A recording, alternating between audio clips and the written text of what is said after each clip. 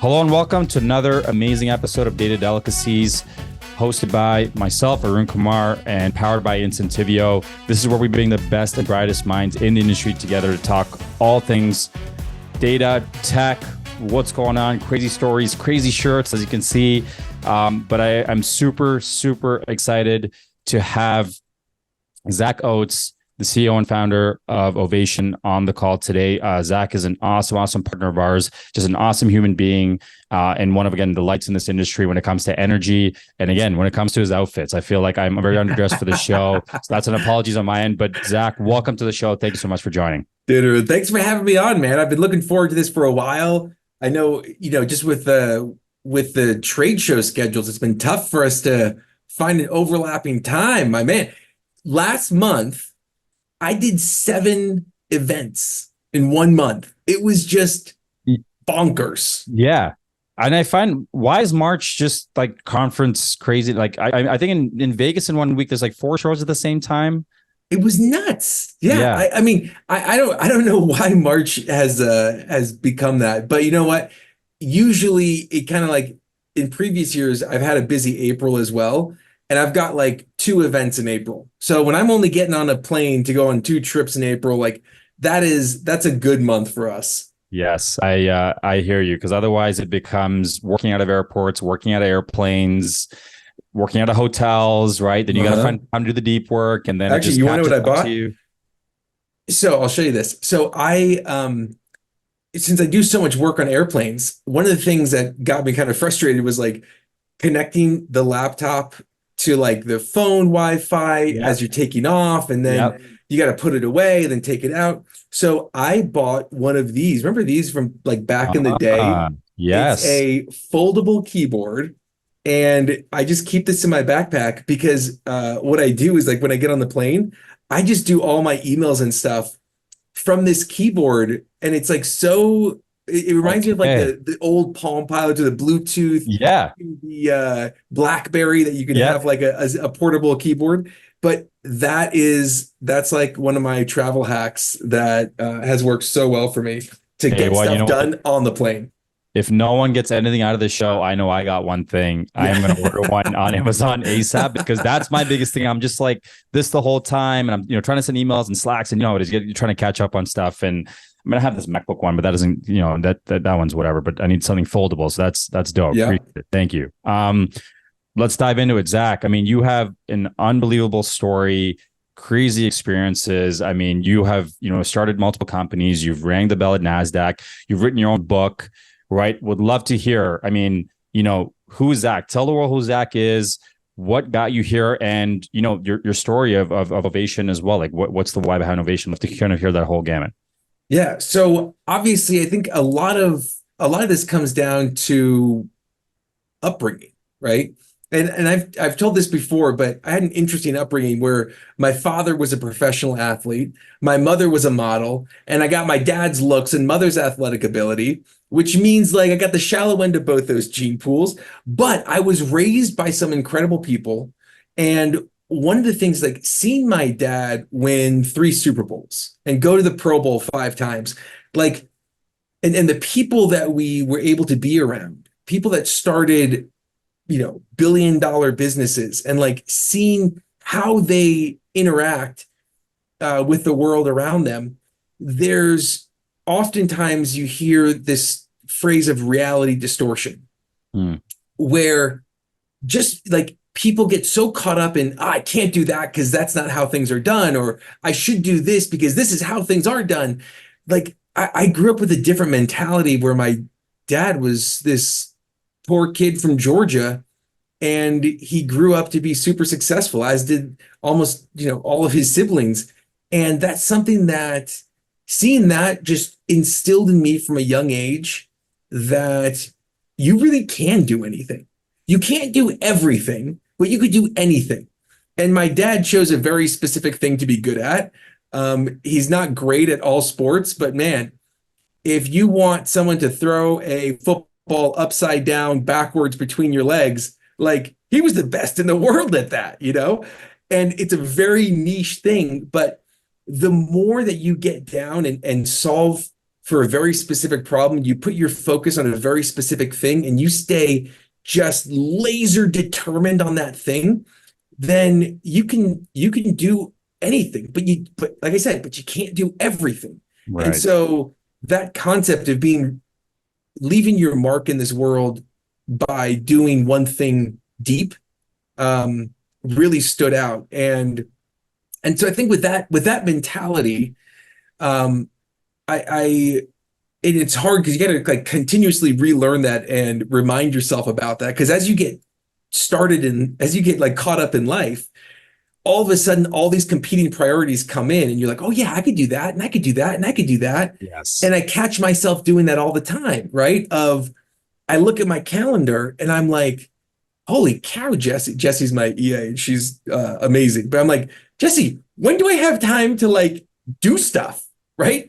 My work day starts at 5:30 when my meetings end, and I've got like 15 meetings in the day, and then I got to start my work at 5:30. But hey, I kind of have 4 kids and an awesome wife that I want to keep everyone happy. Yeah. And so it's tough to try to figure out how to say no to things so you can focus on throwing the ball backwards between your legs upside down. Yeah.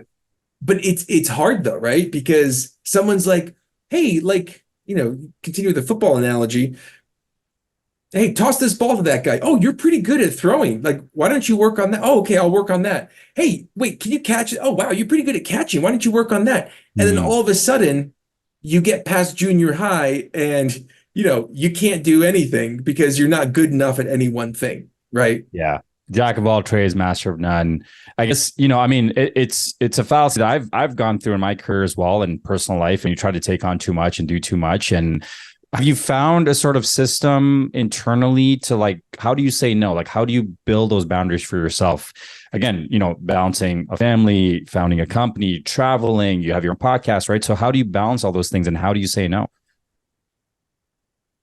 I wish I had a better system, Arun. Like, I really should have a better system. I think there's a really good book called by Greg McEwen, Essentialism, Hmm. and that book really helped me. As did uh, what's the book? The Habit book, Atomic Habits, Atomic Habits. Yeah. right? Was that James Clear? James Clear. Yeah. Those two books are books that I've really internalized a lot of the messages in those books. It was kind of funny though. One time I was on a team, and we all read the book Essentialism at the same time, and like nothing got done because we're all delegating stuff to different people, or maybe just the most important stuff got done. Who knows? But I think that's really important. And I think that a lot of times what it takes is something going wrong.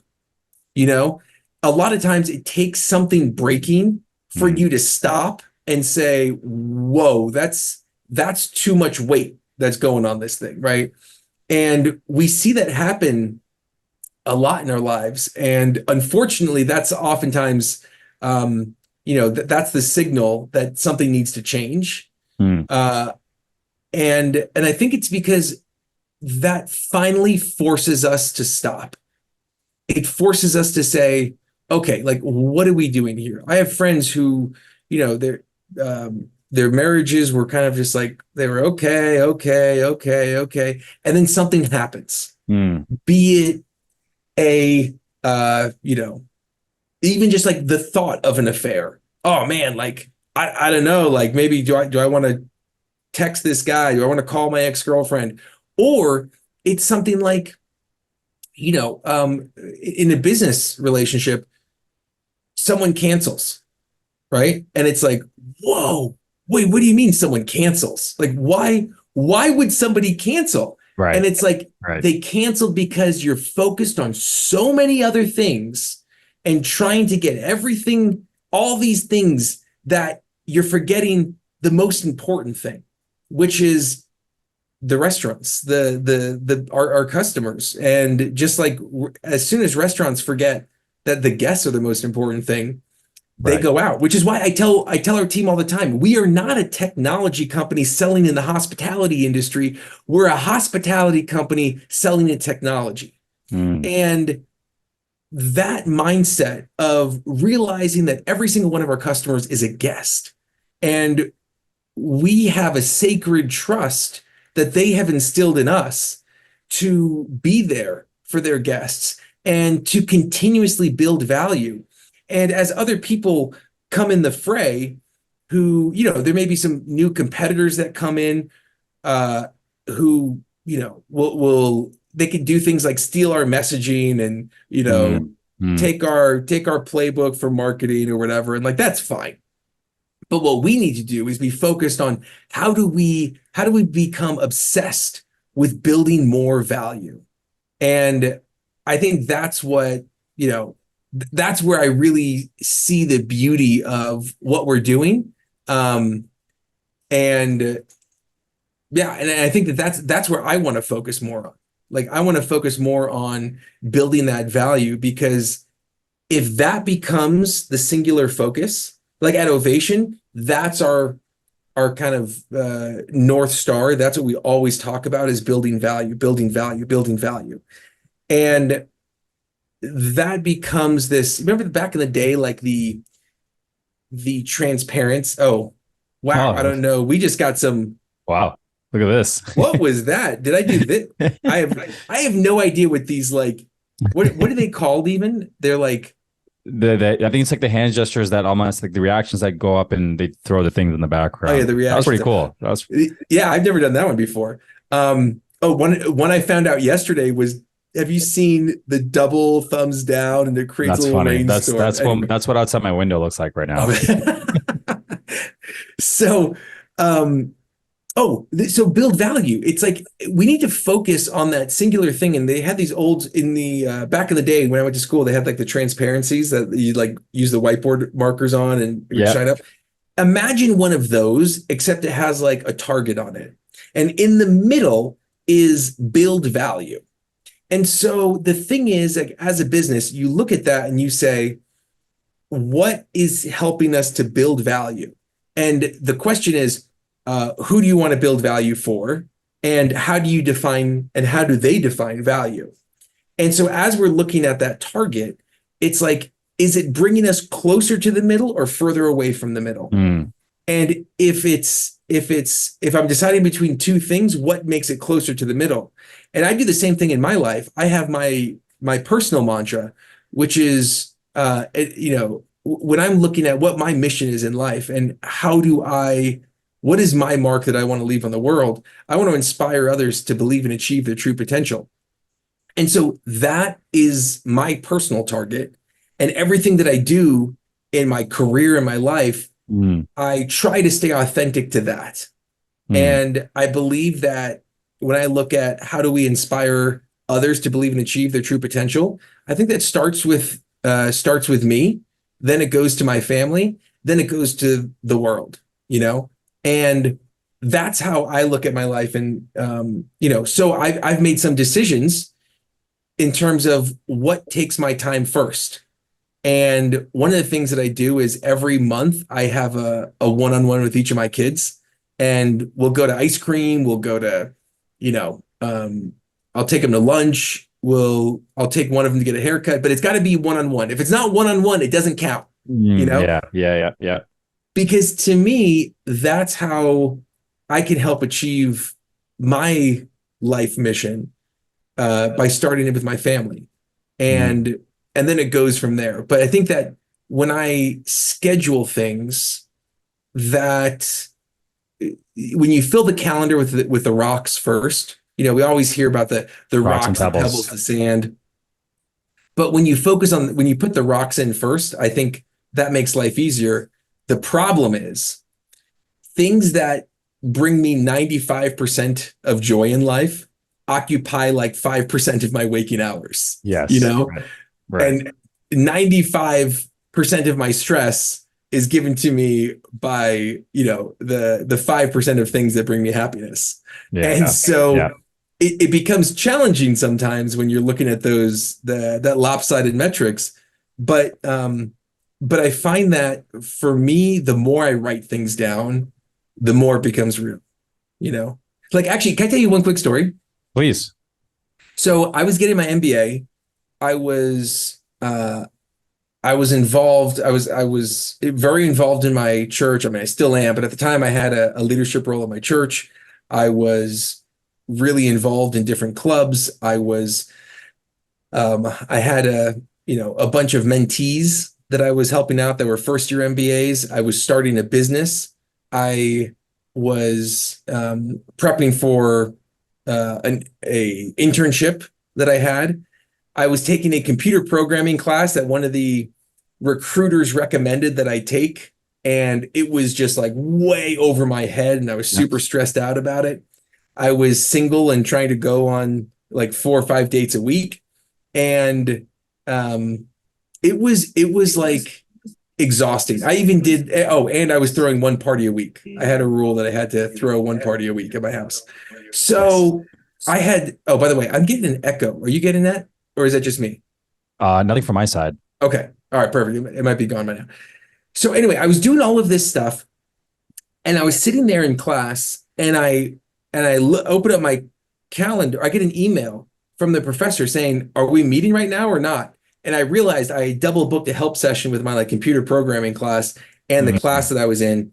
So I run up, I meet with this professor, and that one thing of being late to meet with my professor at a class that I was struggling with was that thing that broke. That when that happened, Hmm. I uh it was like that was for some reason that was just too much to me to like disappoint this one guy after all of this other stuff was like building up. It wasn't that one thing, right? But it was this collection of things.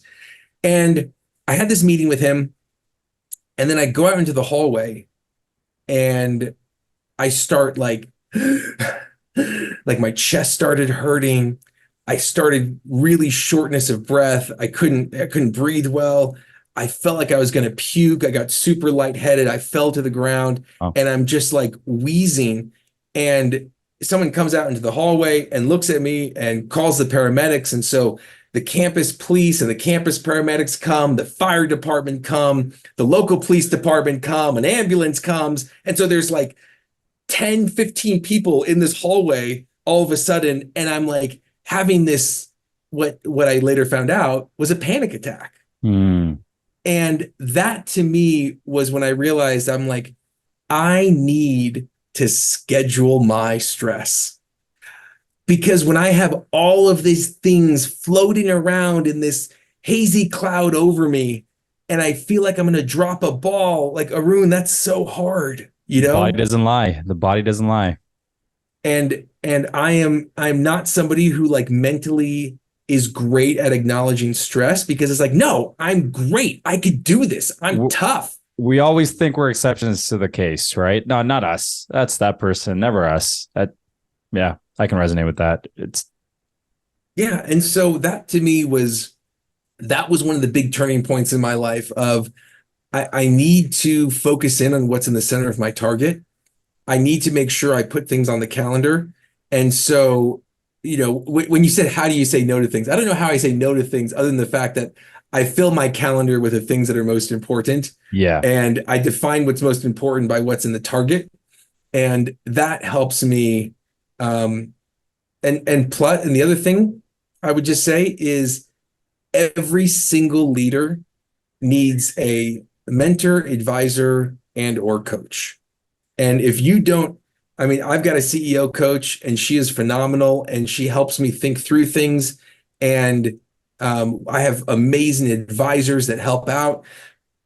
And when I look at the team of support around me, man, that's the only reason that I'm not bald right now. It's like otherwise I'd be way too stressed. Yeah, say, hey, the head of hair looks good. You don't have too many grays. Like, come on, man. That's no, but I love the way you put that, right? I think I think especially working at startups, it's you kind of you get forced almost in this thing where you're taking on so much and you feel the need to, right? And you're trying to juggle all these different things, and then you get stressed out, and then your work starts to slip, and things don't get as efficient, and again, your body kind of tells you, but to your point, you almost have to get to that breaking point to understand that you were in that kind of spiraling, stressful type of environment. So no, appreciate you sharing that. I think, a lot of folks can probably resonate, or sometimes you don't know you're in it until you're in it, right? Or too deep in, and you have something happens and some sort of catalyst where you're like, hey, this is my learning point.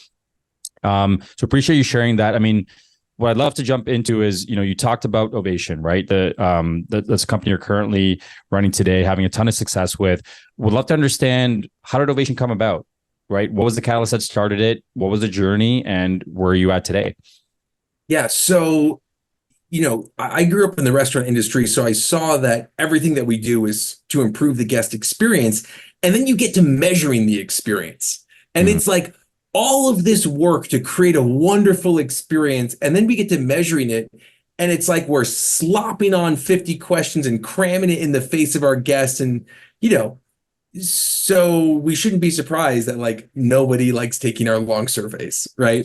And so the thought was coming at it from because previously the companies I've built were more consumer based. And so I was used to doing research with the end user and what do they want? So that's where I started. I don't know of any other survey company that started by researching how do people want to take surveys.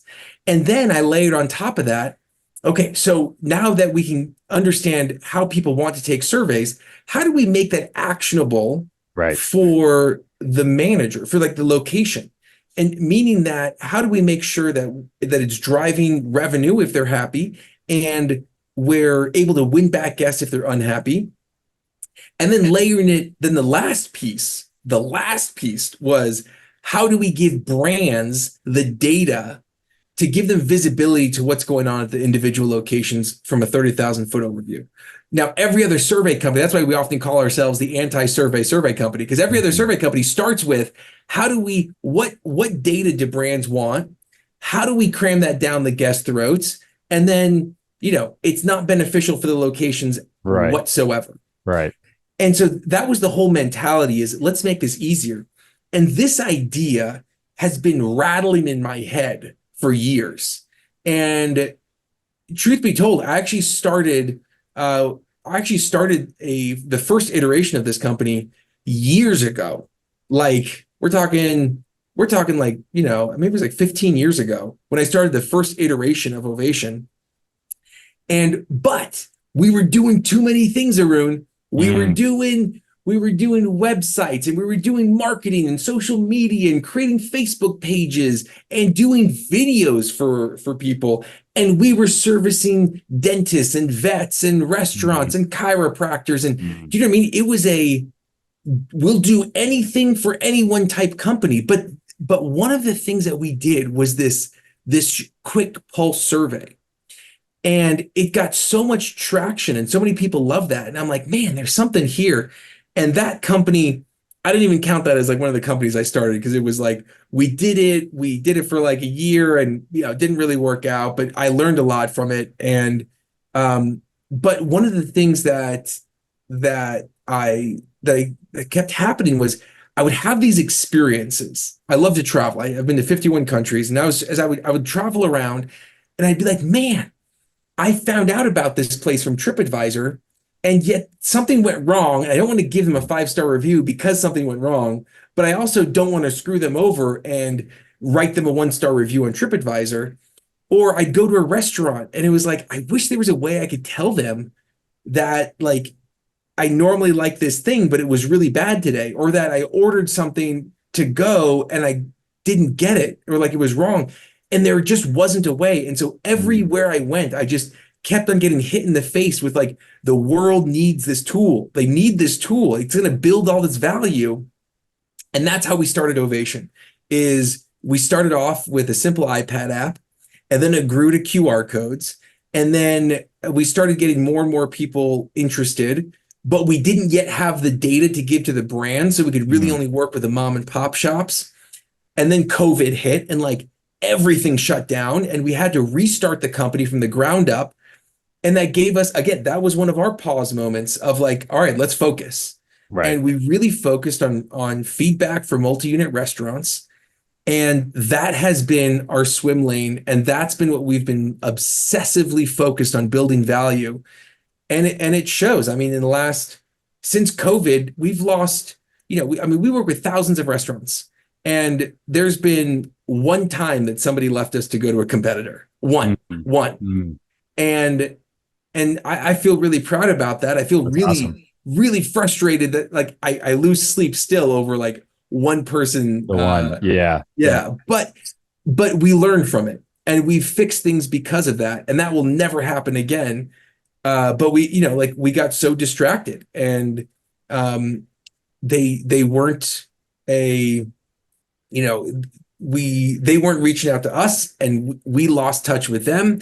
Mm, And it was one of those things where after a few months, like it was like a year of only being like a service ticket for them. And what I want to do is I want to be a partner.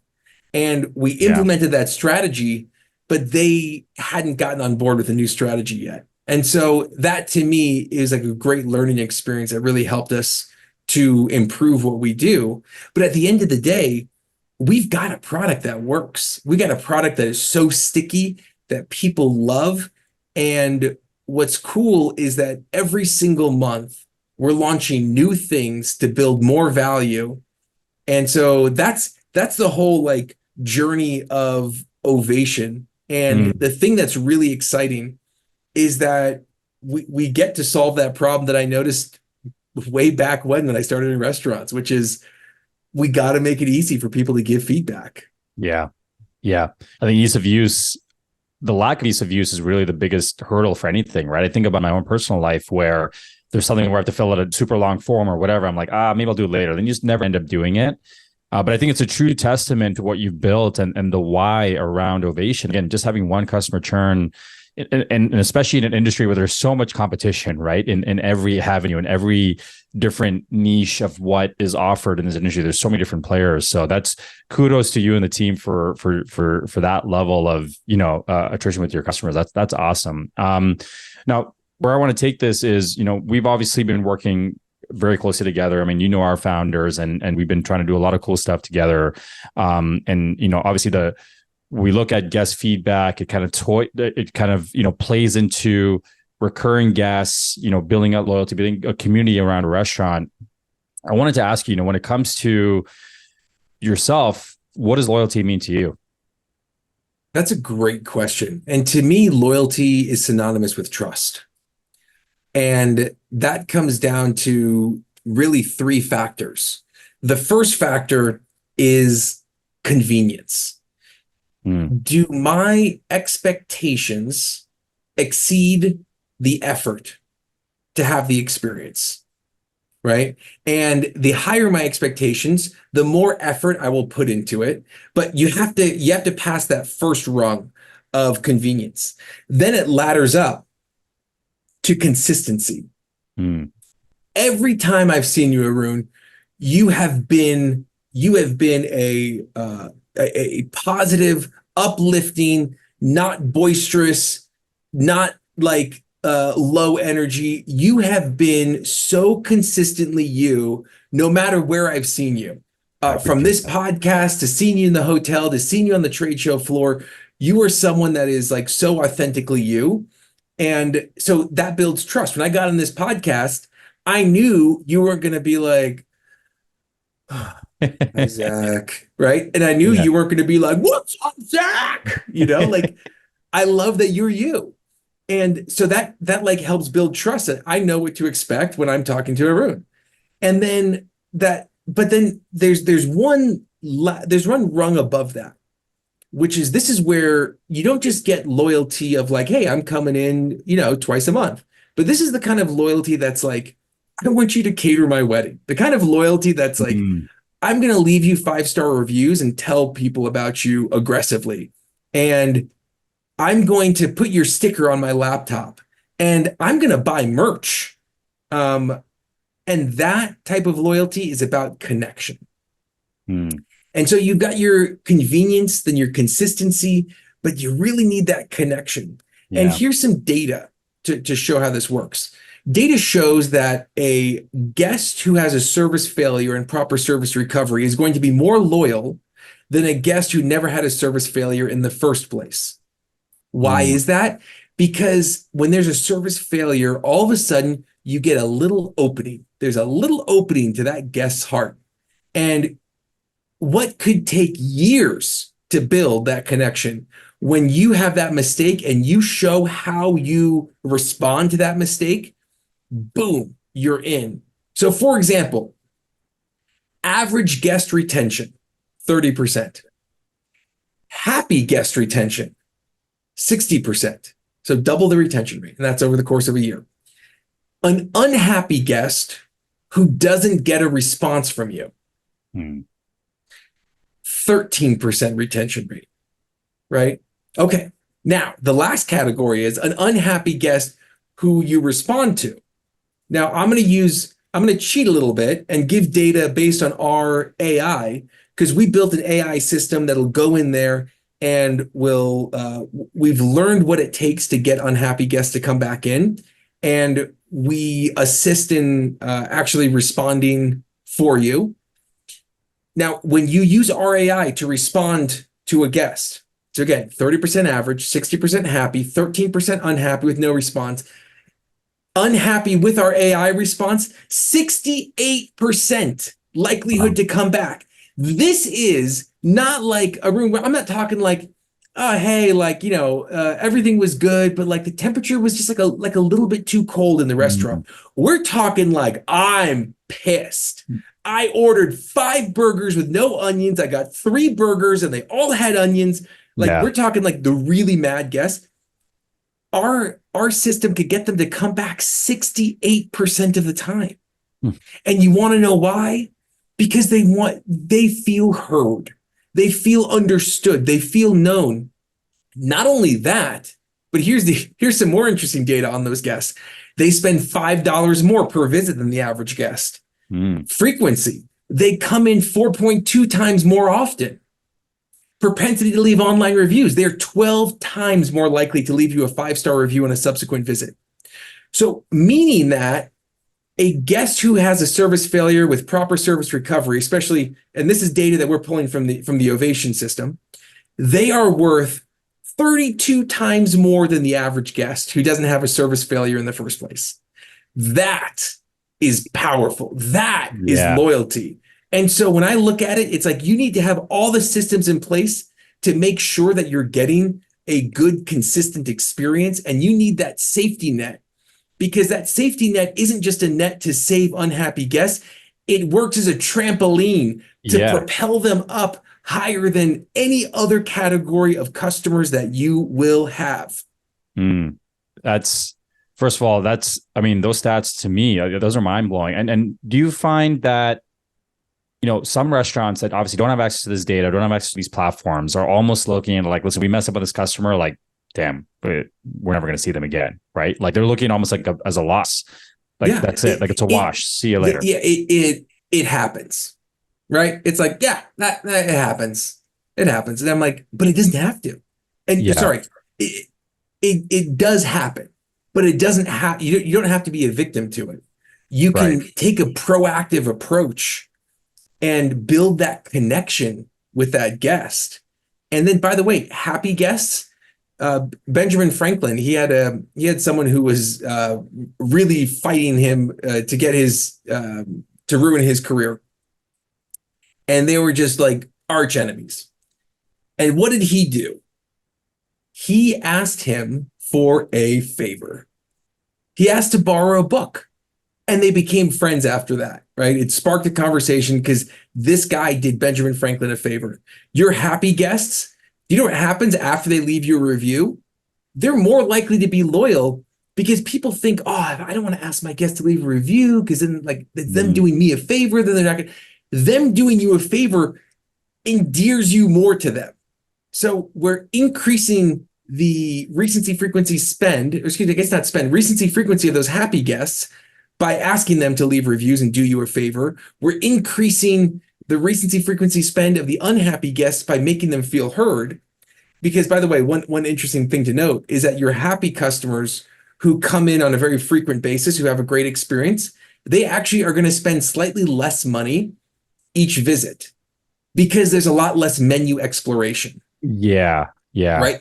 You go in, you know, Arun knows what he wants when he goes visits in Zack Shack, and you know how you like your burger, you know what side you want. Whereas Yep. you're coming in for the first time and you're like, Mm. yeah, sure, I'll try that and I'll try that. And then you're like, oh man, I could have gotten like a combo meal and it would have been a little Mm. bit cheaper, right? Like, so happy customers don't have the same spend, but they have double the recency and frequency. Yeah. Yeah. That's I mean, that's how much do you think there's a gap in the industry on just this type of knowledge, right? Like, I think, I talked to a lot of founders and, kind of, we know it being on the vendor side and what our platforms do. So I guess there's two questions I have for you. So one, you talked about AI and some of this stuff as well, which I'd love to dive into, but kind of twofold question is, how do we bridge that education gap, right? For the industry, all the operators out there that are trying to, whether you're one location, 50, 100 locations that are trying to improve on all these different metrics. That's one. And two, how much do you feel that there's some, hesitancy or aversion sometimes to adopt this because they feel like, hey, this is maybe too good to be true? That's a great point. And that's one of the things that we love about partnering with you at Incentivio is that you guys are so data focused and data centric that there's a lot of companies that have a lot of sizzle. Mm. You guys have a lot of steak, you know? And I think that that's so important to realize, like when you're picking vendors, when you're picking partners that you want to work with, make sure that you let the sizzle cool down to see what the steak looks like, right? Yeah. And I think that as you are looking to to choose partners to work with, choose partners that really do want to partner with you. Not in any kind of a marketing sort of way, but they want to partner with you in a, hey, let's talk on a quarterly basis and really dive into the data. And we could talk on a monthly basis. We could talk on whatever frequency, but whatever it is, like set up a regular cadence with your vendors to make sure that you're leveraging the most out of it. Because what often happens is you have so many solutions at your feet right now as being a restaurant brand. And you're leveraging, my guess is when I go in there and I do like a tech stack evaluation, I talk to people around what they're doing. I'm guessing that most people are using somewhere between 20 to 60% of the effectiveness of their tech stack right now. Yeah. Yeah. Right. And so either that means trim the stuff that you're not using, or, really understand what it is, because there are very few restaurant tech companies that want to lose your business. Right. And so I think it's a matter of, and your business can get better by working with them. And like Arun, with Incentivio, me with Ovation, like we are here to build value and to help you discover these pieces of data that can really help you to transform your business. And so leverage us and leverage all your vendors. And if your vendors aren't willing to play ball, there are so many that are. It's not worth it to stay with someone if you're not important to them. Yeah. So, I mean, don't be afraid to ask the questions, dive deep into the data, challenge us on the data, right? I love when, some of the brands we talk to are really digging in to understand, because then you can tell too, like they're looking at this from the right lens, right? It's not tech for the sake of having tech. It's tech to, again, 1 + 1 = 3, right? So that you can, again, do more with less. I think that's what we're seeing a lot now too. I mean, everything's getting so expensive, labor, supply chain, and interest rates, and all these different things that are going on in the world. It's like, how can you do more with less? And I think that's where our obligation to the industry as vendors is to really show that value that we're providing. Because otherwise, think about onboarding and then post live and all the different things, especially if it's a big chain with franchisees and you're training all of them. And it's ultimately, if they're not using it for the purpose, then it becomes a chore. And then, to your point, that 60% drops to 40% usage to 20%, to the point where they just look at you as a line item every month. And it's like, well, what are we paying for? Right. Yep. Absolutely. And I think that at the heart of all these companies, most people do really want to build value. And so it's like I would say as you're looking through this data, it's so essential to understand like work with people that can get you that data and that Yeah. work well in sharing that data and in giving you the insights needed to bring value to you from that data. Yeah. Again, all amazing thoughts. You brought up AI, which I'd love to kind of jump into as the next topic, and almost taking a step back from, Ovation and Incentivio, just looking at things overall. I first want to start with this, like, how do you utilize AI platforms in your personal life today? I actually use ChatGPT fairly often. I have it bookmarked, and I mean, it has been. I've helped people write their cover letters as they were looking for jobs and stuff like that. And one of my uh, one of our customers, they paid $40,000 to do an early termination of their feedback provider to switch to Ovation. And so they were like, "Hey, can you help me with this?" And I was like, let's try Chat GPT. And so we Yeah. literally got in there and we're like, this company wants to cancel a contract from this company and buy out at this amount, write a contract for that. And I sent that over to our attorneys. They sent it to their attorneys. Like very minimal changes were made, honestly. Um, and, wrote the check and they became an Ovation customer. But like those are the types of things that we're able to do with Chat GPT. And that's how I use it in my personal life. I think when I first tried Chat GPT, in my mind, I was like, this is as big as the invention of the internet.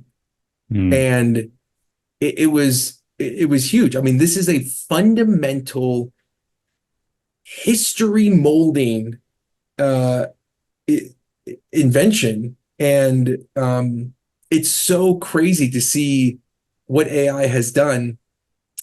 And it's changed everything. I mean, I was out with my brother-in-law and he's a physical therapist. And he was like, Mm. I got all this school so I can help people come up with good training regimens. And then my friend just typed something into Chat GPT of like, here are my symptoms, here's my weight, here's my medical conditions. Uh, what's a good system for like training my ACL after a tear? And he's like, oh my gosh, that is better than anything I would have come up with. He goes, well, there's my Wow. degree. And I'm Wow. like, so it's a matter of as you look to the future with AI in our personal lives and in jobs, it's like what are the jobs of the future? And realizing that there's so many things that you can't fix, but the human to human connection, like Yes. I don't know what form a podcast is going to take, right? It started Johnny Carson back in the day, like the original podcast, right? And now this is what podcasts are. And we had Blogspot for a while, which is again getting to the same human Yeah. connection. Those things are never. We're going to be 10,000 years into the future, still gathering as families, eating food. I don't know where we'll be gathering, what we'll be wearing, where we're going to be, where the food is going to come from, Metaverse. Yeah. right? But at the end of the day, we are going to be there in person. I'm telling you this, in 10,000 years, we will be sitting around, sitting next to each other where we can embrace, we can talk and hear each other's voices with our ears Yeah. and be in the same room. That will never change. Now, there's going to be a lot added to that, Right. but thinking about that future, I think that's one thing that if you are in the human connection business, you're always going to have customers. Yeah, that's a great way to put it. And honestly, that's one of the things I love about our industry is that there are so many opportunities for all of us to meet in person. Yeah. I have so many friends that are like, "What do you do? You're always traveling for work and this and that." I'm like, honestly, and they're like, "How do you do it?" And my energy comes from seeing people in person, right? Like when I see you, it's great energy. I have good conversations. But I think that as much as we're stuck behind screens all the time, and it's like phone and laptop and this and Netflix and all this stuff, I think ultimately our human nature craves that physical presence of being with someone and having those conversations, and the energy you get from there just it can't be replicated, right? Like this is great, but imagine this energy if we were doing this in person, right? Like, you know what I mean? Oh, So yeah. I would take, I mean, like a half hour lunch or half hour coffee, you're going to get way closer to somebody than like a 3 hour Zoom meeting.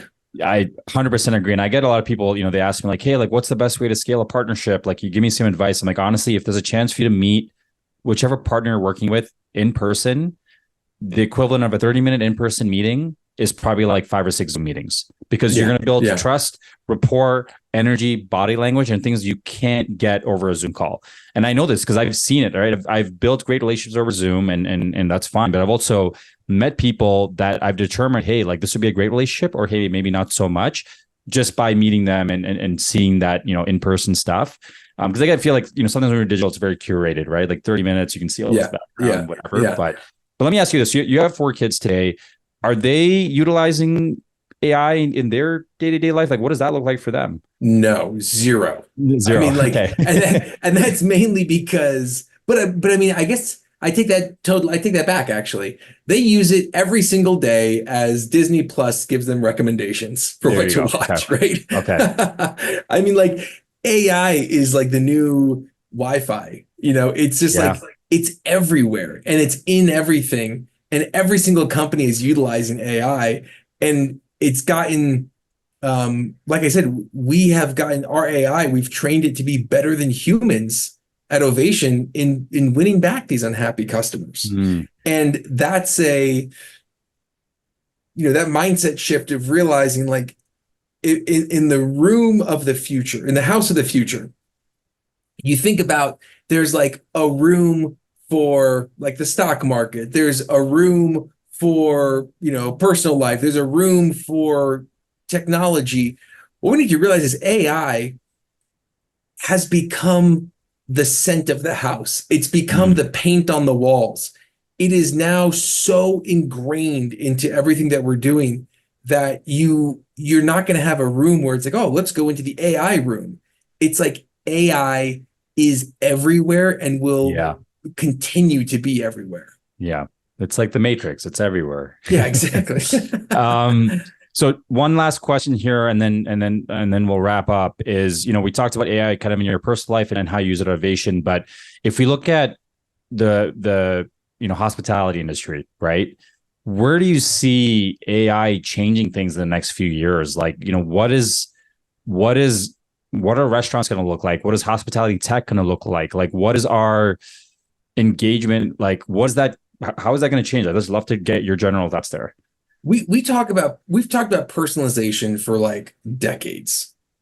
Everyone's has talked about personalization. What it's going to come down to is true personalization, and AI will enable us to do that. And not just, the vision of, hey, I wonder what I should eat. I wonder where I should eat, is going to change to not just AI recommending, here's where you should eat, but AI saying, here's what you should order, right?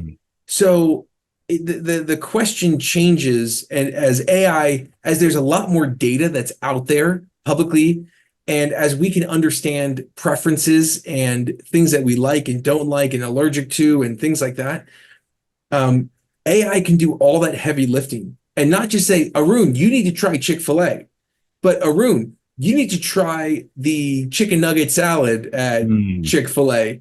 And that's where true personalization gets into it. And there's a lot of things that are like, hey, if we offer a free drink to somebody that used to get a free drink every week and then they haven't been in for 3 weeks, let's offer them a free drink and then they'll come back in. It's like, yeah, that's the start of it. But where is it going from here is going to be really exciting to figure out how to maximize value for the brand and experience for the guest. And that's previously impossible without AI. But all this unstructured data, AI knows how to parse through that and how to make real action because of it. Yeah, no, and love those thoughts. And you talk about personalization, and I want to ask you this one final question here, because I always think about this, where we're getting now with you talk about Disney Plus recommendations, right? Netflix Spotify gives you, hey, you should listen to this. Restaurants are recommending this, and we're probably gonna get to a point where you look at these restaurants telling you exactly what to order. Do you feel that takes away from true exploration, right? In Yeah, the I sense think of, like, for me, again, there's certain things I like, certain things maybe I don't like, but maybe I don't like them because I've never tried them. So do you feel in a sense that would take away from like genuine exploration? I feel like it adds to it because I would be more confident in trying new places.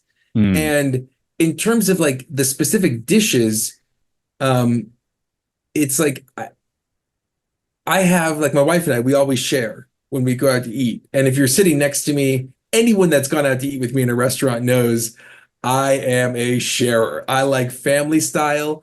And it's because I want to try a little bit of everything. And so, as we're going to the future and as the popular dishes become more and more popular, yeah. one of the keys is going to be, I think, a great thing to do is offer try it portions. Mm, And when you can do try it portions, that's a way to unlock your menu to your regulars.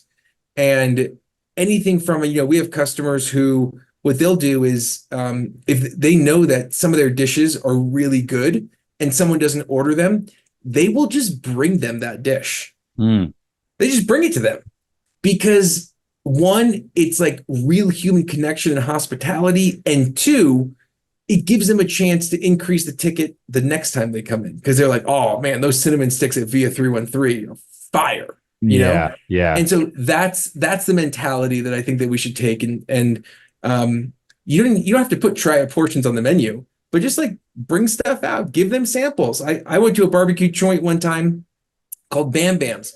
First time I went there, I told him, I was like, hey, look, I don't know, like, do you do good barbecue? He's like, what do you mean? I was like, well, like, my dad's from Georgia. He's huge into barbecue, does barbecue championship, like competition stuff. And so I grew up with really good barbecue. I don't know Mm, if your stuff is going to be good. Like, you got to tell me. mm, He mm. comes out with a tray and he's like, try this and try this and try this. And guess what? Over the next 2 years, I ate there 50 times. 50. And Amazing. so it's so key that we realize that these little things go a long way. Yeah, but it sounds like, to boil it all down, it's that human interaction that, So with all this digital stuff that we have, it's that human piece gets back to. Oh, I love it. it's Love it. Love it. amen. Cool. Hey, well, we're at time here, Zach. This was an unbelievably fascinating conversation for me. You shared a lot of really, really dope stuff, personal life, kind of your history. I want to end with a quick lightning round. So I'm gonna throw some questions at you. Let's see what you got. Nothing too crazy, but let me ask you this: are you a lunch party or a dinner party person? Dinner party. Why? I like lunches. I look at as more of like business things. Dinners I like because Interesting. there's no end time. Interesting. Okay. Okay. What's the last movie you watched? Napoleon. It took me 4 days to watch it, but I watched it. We just And having thumbs up, four thumbs kids, down. you have to do things in like little Yeah. bites. I think Joaquin Phoenix is such an interesting actor. I think the all the accents were very distracting, but I think it was a good movie, and I'm definitely going to read his biography. It got me way interested in Napoleon, so I It, think it served its purpose. I still got to watch. It's on the list. What's a home cooked meal you're famous for? My smash burgers. Oh. Honestly, like I'd put my smash burgers up against anyone's. Okay, They do I get are it? Like, when can I try this? Because I'm a huge smash burger guy, and I will like sign up. Like, where do I try dude, this? next anytime that you are nearby in Utah, Okay. anywhere nearby, I have to have my equipment. I've spent the last couple of years Okay. curating the right tools. Okay. But they are, I'll be honest, like it's probably one of my top 10 favorite burgers I've ever had in my life. And Wow. and I've now granted, like there are definitely better burgers out there. Like I personally like Handcraft Burgers and Brew in New York, but by Bryant Park, like that's a great burger out there. There's a lot of good vegan burgers too. Yep. But Yep. like I'm a huge fan of smash burgers. Love same. There's a ton of really good spots here in Toronto. So you make a trip to Toronto, I'll take you on a smash burger tour. Nice. So where's home for you? I am from Jersey. I live in Utah. You live in Utah. So in your hometown, do you want to shout out your favorite restaurant right now that you go to? Oh man, there's a great place called Oak Fire Grill, Michael McHenry, and it's a one location. But Michael McHenry has a whole bunch of restaurants. He does some really fire stuff. And so if you want to check out Michael McHenry on Instagram, he is like 100% must follow person. So I love Oak, and one of the best dishes that I've ever had in my entire life. He has a goat cheese dip, and it's like goat cheese with a spicy marinara with wood fire oven baked bread, and it is so phenomenal, Arun. Like it's dream worthy. So that's a great place that I love to go to, and anytime someone's in town, I'm like, let's go there. Wow. Zack, thank you for sharing. I mean, there's three things coming out of this. I am fired up.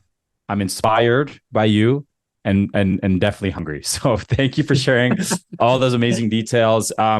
Before we hop off here, where can people connect with you if they want to get a hold of you? And I'd love for you to share. I know you host your own podcast as well. Where can people find that? Yeah, you could go to ovationup.com. You go to resources. There's a podcast. The podcast is called Give an Ovation. You can find me on LinkedIn. I post there quite frequently. Zack Oates, Zack with a CK, Oates with an ES. So ZACKOATES. Find and follow me there. And yeah, happy to connect. Of course. And you have a book. It's called Dating Never Works Until It Does on Amazon. Why don't you quickly talk about that? Yeah. So I went in over 1,000 dates before I got married, and I got 100 lessons in there that I learned along the way to help you enjoy the dating process more and look forward to the end results more. Love it. Love it. Well, Zack, as always, it's great just connecting. Look forward to seeing you at the next show with a crazy shirt on. I'll promise you I'll be wearing something less dull than this. So just to recap, like what are some of the things that you talked about? What I really love, the one line that's really going to stick with me is that you can't do everything, but you can do anything. I think that is awesome. I have that written up somewhere here. And you talked about the ethos of your company today is that you're a hospitality company selling technology, not a tech company selling into hospitality, right? I think that's a key. That's the best way we relate. And how do you set your boundaries? You have your values. You understand what your values are. How do you sometimes get there? You sometimes have to break down. You have to fail, but that's how you know to build your boundaries. And really, for you, when it comes to loyalty, loyalty means trust. And there's 3 stages: convenience, consistency, connection. And I love that. Amen. I mean, we may borrow that as a tagline, and don't worry, we'll get you kudos for that. But I think ultimately, on top of everything, all tech and all the stuff we're talking about, it comes down to human experiences. And I can't resonate more with that. I love that. I mean, I'm always trying to get with people in person as much as I can, because I think those memories you create are stuff that lasts forever. You can do a million things alone, but if you do it with other people, it just makes it such a, much more profound experience. So Zack, again, thank you so much. Thank you for everybody for tuning in. Again, this is the Data Delicacies podcast. I'm your host, Arun Kumar. It's powered by Incentivio. We are looking for more guests. So if you're interested, please reach out to me directly on LinkedIn, or you can reach out to us on all of our socials. More than happy to chat with whoever's out there. Again, we're trying to bring the best and brightest minds in the industry to talk all things, not just tech, but life. So Zack, thank you again for being an amazing guest. Thanks, we'll Arun. be in touch soon. And thanks for being a great partner. Always. Thanks, Zack. Cheers. Bye-bye.